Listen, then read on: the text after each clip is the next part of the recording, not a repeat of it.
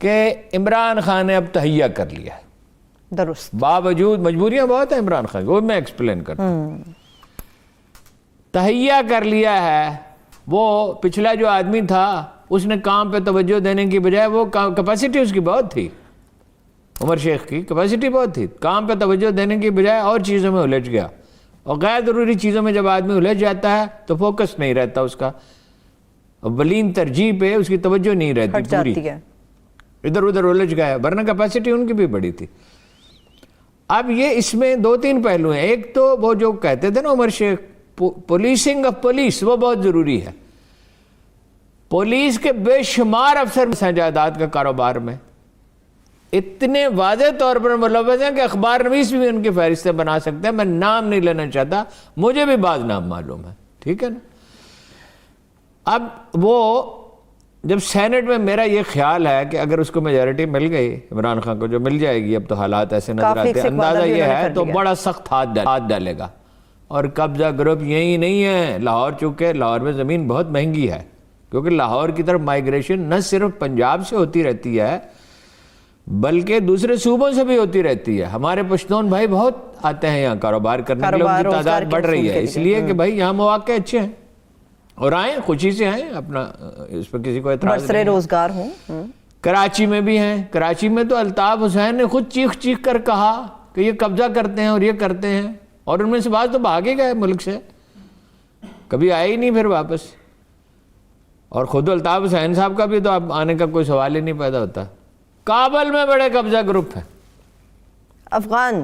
جی کابل شہر، دیکھو بڑا شہر جو بھی ہوتا ہے اس میں اگر لا اینڈ آرڈر ٹھیک، کابل میں اتنے قبضہ گروپ ہیں کہ اتنے لاہور اور کراچی میں بھی نہیں ہیں. اچھا. وہ تو کرزئی کا بھائی جو منشیات میں ملوث تھا. یہ جو اشرافی آگے چل کے بات کرتے ہیں، اشرف غنی کی حمایت کر رہی ہے، یہ کیا ہے؟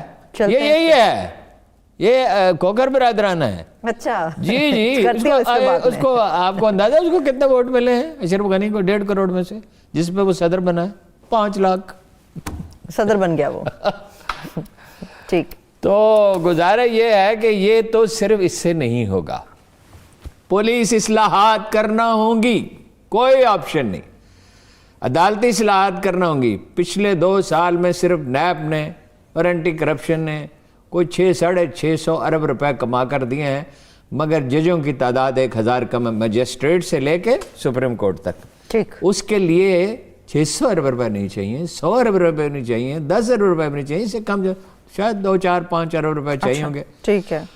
عدالتوں کو اگر آپ ٹھیک نہیں کرتے، پولیس کو ٹھیک نہیں کرتے تو سوال ہی پیدا، اور سول سروس کو ٹھیک نہیں کرتے تو سوال ہی نہیں پیدا ہوتا مستقل امن قائم ہونے کا.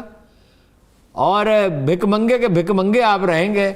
اور دیکھیے پیسے کیوں لوگ ملک سے باہر لے جاتے ہیں. سمندر پار پاکستانیوں کے پاس جو سینکڑوں بلین ڈالر پڑے ہوئے ہیں، 150-200 بلین ڈالر تو ان کی سیونگ ڈیفینیٹلی ہوگی، وہ یہاں انویسٹ کرنے سے کیوں گھبراتے ہیں؟ یہاں تو پراپرٹی میں منافع کی شرح ساری دنیا سے شاید زیادہ ہے، بہرحال بہت زیادہ ہے، زیادہ ہے، وہاں تو نہیں ہے پروفٹ کہیں زیادہ پراپرٹی میں. اچھا اب پابندیاں بھی نرم کر دی، قانون بھی بڑے اچھے بنا دیے، گنجائش بہت پیدا ہو گئی. کیوں لوگ ان میں خود پاکستان سے سرمایہ باہر کیوں منتقل ہوتا ہے؟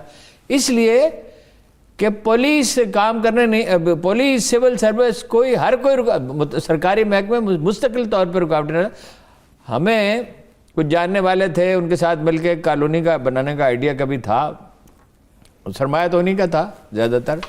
تو میں چیف سیکرٹری صاحب سے کہا کہ ذرا LD ایک ٹیلی فون تو کر دیں. اچھا. بڑے اچھے آدمی تھے، تو ایک سابق چیف سیکرٹری، تو کہنے لگے یہ تو کاؤنٹر پروڈکٹیو ہوگا. میں نے کہا کیوں؟ کہنے لگے وہ فلاں خاتون افسر ہے اور وہ ہائی کورٹ سے اسٹے لے کے بیٹھی ہوئی ہے اور پیسوں کے بغیر کسی کا کام نہیں کرتی. یہ چیف سیکرٹری کی بے بسی ہے. بھائی عدالتی نظام کو ٹھیک کریں، ججوں کی کیپیسٹی بڑھائیں، تقرر کا نظام بہتر بنائیں. میرے سامنے بہار کے وزیر اعظم نے، جو اس کو کیا اس کا نام تھا، اس کو بڑے ایک مثالی کردار کے طور پہ پیش کیا جاتا ہے، میں وہاں موجود تھا جب اس نے عمران خان کو بریفنگ دی کہ انہوں نے پولیس کو کیسے ٹھیک کیا، کرپشن کیسے کم کی، لا اینڈ آرڈر کیسے ٹھیک ہے. ہندی فلموں میں آتے تھے نا گنڈے، ان کو کیسے قابو کیا. اور جناب عدالتوں کے ساتھ بیٹھ کے ججوں کے ساتھ کیسے وہ نظام بنایا جس میں پورا فعال کیا جس میں 99% کیسز کا فیصلہ 2-3 مہینے میں ہو جاتا تھا. وہی یہ کرنا چاہتے تھے، لیکن یہ کن چیزوں میں الجھ گئے؟ کن میں؟ ایک تو احتساب میں اتنا الجھ گئے. احتساب تو ہونا چاہیے، جیسے ہم احتساب ہو ہمیشہ رہا کہتے ہے، ہیں. احتساب ہو رہا ہے. نہ وہ تو ایک الگ بحث ہے نا. اب احتساب پہ آج کیا بات کریں، ہم اس پہ کرتے ہی رہتے ہیں بات. اس میں ذاتی طور پہ نہیں الجھنا چاہیے تھا. اس کو انسٹیٹیوشنلائز کرنا ہوتا ہے، اس کا اسٹرکچر بنانا ہوتا ہے، اس کا ڈھانچہ بنانا ہوتا ہے. نیب اتنی مضبوط ہو اور انصاف جو ہے وہ ہو بھی اور ہوتا نظر بھی آئے. اس میں الجھ گئے.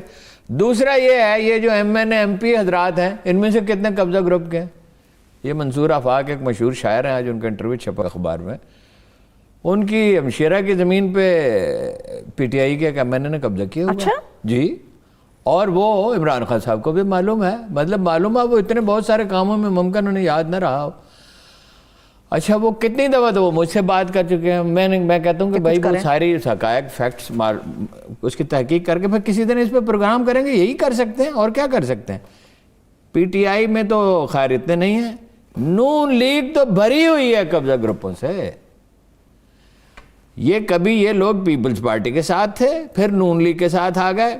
اب عمران خان صاحب کو تو چونکہ سیاسی نزاکتوں کا اتنا ادراک نہیں ہے اور ان کے ساتھی انہیں دھوکہ دیتے ہیں، ایک آدھ نہیں کئی دھوکہ دیتے ہیں. صحیح. تو یہ نون لیگ میں تو جب وہ سٹیج آئی تھی، جب نواز شریف صاحب نے نام لے کر تنقید کی تھی، تو لوگ اسے چھوڑنے کے لیے تیار تھے، مگر یہ تو خیر اس سے فائدہ نہیں اٹھا سکے. بے شمار قبضہ گروپ. ایک دفعہ ایک ٹاپ لیڈر نے ایک مشہور اخبار نویس سے پوچھا کہ ہماری پارٹی جو ہے، اس نے کہا ایجیٹیشن نہ کریں. اس اخبار نویس نے کہا، اور ان کا خیر خواہ تھا، وہ آپ کے ورکر ایجیٹیشن کے قابل نہیں. اس نے کہا ہماری پارٹی میں کون لوگ ہیں؟ اس نے کہا قبضہ گروپ، منشیات والے اور کچھ سادہ لوگ. ٹھیک. اچھا اب محترمہ مریم نواز اگر ان کو سپورٹ کرتی ہیں اور اخبار نویس اگر یہ کریں کہ ان کے سارے کارنامے ثبوتوں کے ساتھ بیان کر دیں، تو ان کی پوزیشن کیا رہے گی؟ وہی رہے گی جو انہوں نے کہا تھا لندن تو کیا پاکستان میں بھی. چلیے اس کا F9 پارک کو گروی رکھنے کی خبر پہ ہم سب بات کریں گے. آپ نے بتایا پہلے سیگمنٹ میں کہ عمران خان صاحب بڑے مجبور ہیں، بڑی مجبوریاں ہوں گی. یقینی طور پہ خان صاحب کی مجبوریاں ہیں. فیصلے بھی بہت سے اچھے کر رہی ہے حکومت، مگر right man for the right job ان فیصلوں میں اتنے کمزور کیوں ہیں؟ نہیں وہ تو خیر اتنی دفعہ ہم اس سوال کا جواب دے چکے. مردم شناسی ہے ہی نہیں. پہلی بات جو بھیڑ انہوں نے جمع کر لی، کہیں کی اینٹ کہیں کا روڑا، بان متی نے کنبا جوڑا، وہ اقتدار کی بےتابی میں یہی ہوتا ہے. دیکھیے یہ جس طرح میڈیا پیش کر رہا ہے، اگرچہ یہ غلط بات ہے، ظاہر ہے نوبت یہاں تک پہنچے کہ قومی اثاثے گروی رکھ کر تو آپ قرض لیں، لیکن یہ کوئی پہلا واقعہ نہیں ہے. اسلام آباد لاہور اور کراچی ایئرپورٹ گروی رکھ کر زرداری صاحب نے قرضے لیے. درست. اسلام آباد لاہور موٹر وے اور پنڈی بھٹیاں فیصل آباد موٹر وے گروی رکھ کر نواز شریف صاحب نے قرضے لیے. درست. اسی پیٹرن پہ انہوں نے قرضے لیے. اس میں مسئلہ نقل کیا کر رہے ہیں نا؟ نہیں نقل نہیں کر رہے، بس مجھے بات تو کرنے دیں نا. وہ گزارش یہ ہے، نقل اس میں کیا کریں؟ کوئی امتحان تھوڑی ہو رہا ہے دوسرے کا پرچہ نقل کر رہے ہیں. اپنا تو کچھ نہیں. تو دو میں مکمل جی ضرور. گزارش یہ ہے کہ اس پہ قرضہ کم شرح پہ ملتا ہے. لیکن بینک کنسورشیم بلا لیں گے، اس پہ 1-2% سود دینا پڑتا ہے. اگر ویسے آپ لیں گے تو ظاہر ہے کئی گنا زیادہ.